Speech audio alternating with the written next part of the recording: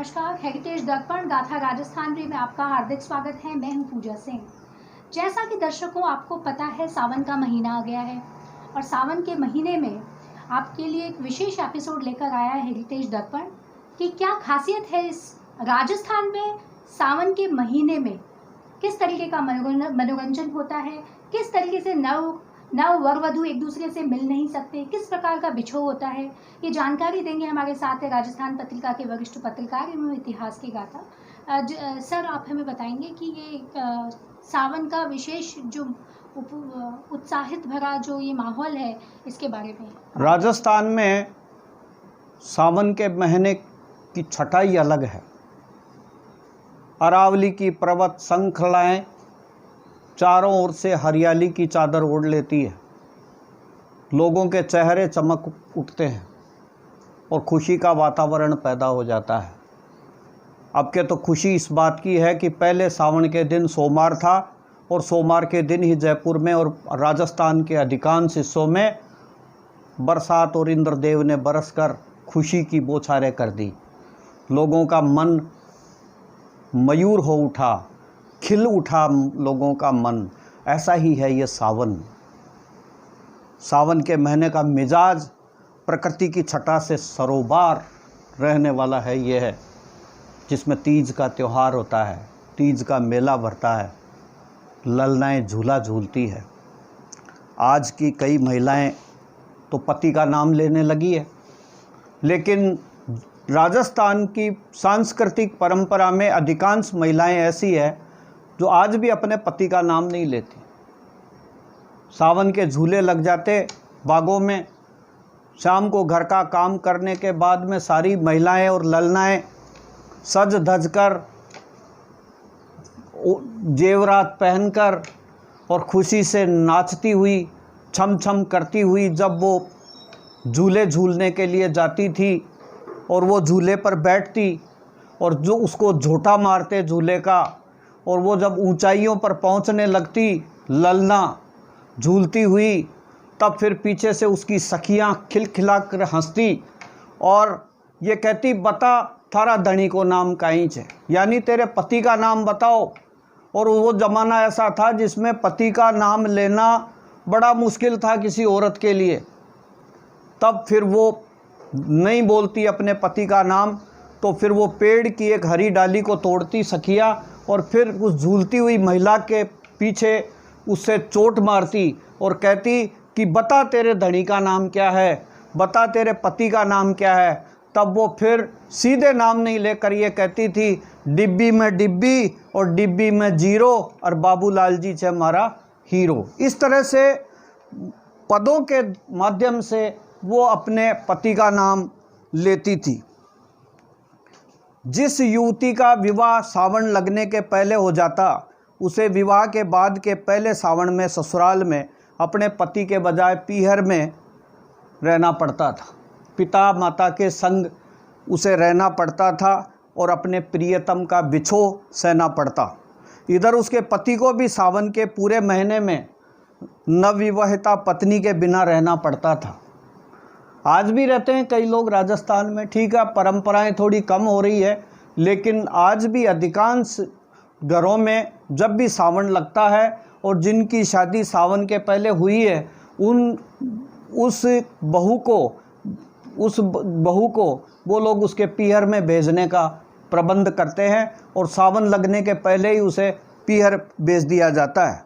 पंडित राम गोपाल जी खांडल इस बारे में कहते हैं कि शिव पुराण में लिखा है कि भगवान शिव जी ने विवाह के बाद पहले सावन में माता पार्वती को उनके पीहर भेज दिया था और ब्रह्मचर्य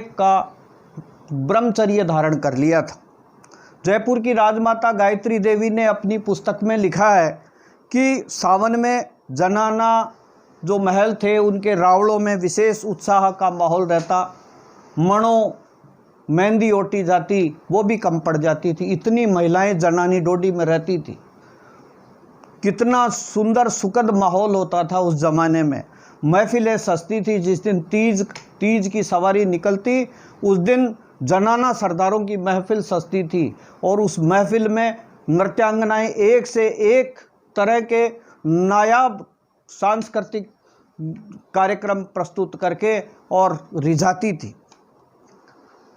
युवतियाँ शिवजी जैसा पति और सुहागने पति की दीर्घायु की प्रार्थना करती है। सजी संवरी महारानियाँ व सेवकाएँ लकड़ी के पहिए लगी गाड़ी में बैठकर सुरंग के रास्ते से मोती बुर्ज में जाकर बैठती थी और जयपुर का वो मोती बुर्ज जिसके सामने चौगान स्टेडियम था और वहाँ पर जब मेला भरता और सारा जयपुर शहर वहाँ इकट्ठा हो जाता तब फिर वो महारानियाँ जाली लगे मोती बुर्ज के बुर्ज में से गणगौर तीज माता का दर्शन करती थी।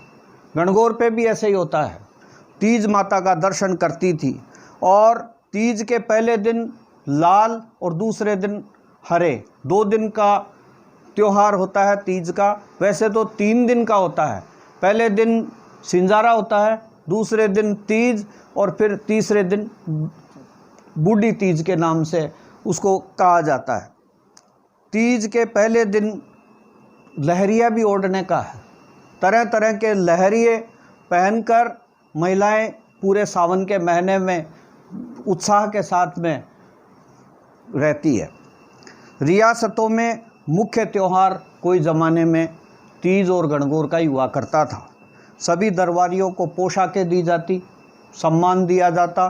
जो भी अधिकारी काम करते थे, अच्छा काम करते, उनको इनामें दी जाती थी, बख्शिशें दी जाती थी।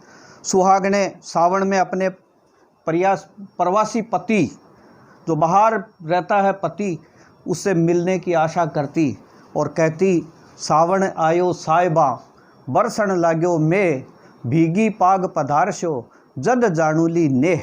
तीज पर 2 दिन माता की सवारी का स्वरूप राजसी ठाट बाट से निकलता है, आज भी निकलता है। उदयपुर, कोटा, जयपुर, बीकानेर और रियासतकालीन जितने भी बड़े छोटे ठिकाने हैं उनमें सब में तीज माता की सवारी आज भी निकलती है।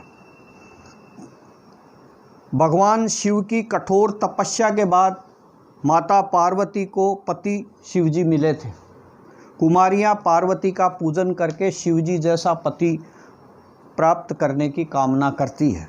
उदयपुर में महाराणा तीज पर जग निवास में गोठ करते थे, जहाँ पर रंगीन रस्सों के झूलों पर महिलाएं झूलती रहती। उधर संगीत की महफिल सज जाती। शाम को जुलूस के साथ नाव या हाथी पर बैठकर महाराजा महलों तक वापस पहुँचते। संवत 1861 के सावन में एक पुराने रिकॉर्ड में लिखा है ये बात कि संवत 1861 के सावन में हजूर ने खुशी मनाई। सरदारों, ख्वास व पासवानों को पोशाकें दी और गिरदी कोट में घुड़दौड़ हुई। बड़ी तीज का नाम महाराणा राज सिंह ने ही प्रचलित किया था। तीज के पहले दिन नव वधुओं और बहन बेटियों के सिंजारे में वस्त्र, घेवर, आभूषण आदि मिष्ठान आदि भेजने का बहुत पुराना रिवाज है, जिन परंपराओं को राजस्थान के लोग आज भी निभा रहे हैं। बहुत बहुत धन्यवाद जितेंद्र सर। तो दर्शकों, फिर मिलेंगे एक नए एपिसोड के साथ में। Please subscribe, like and share our channel. धन्यवाद।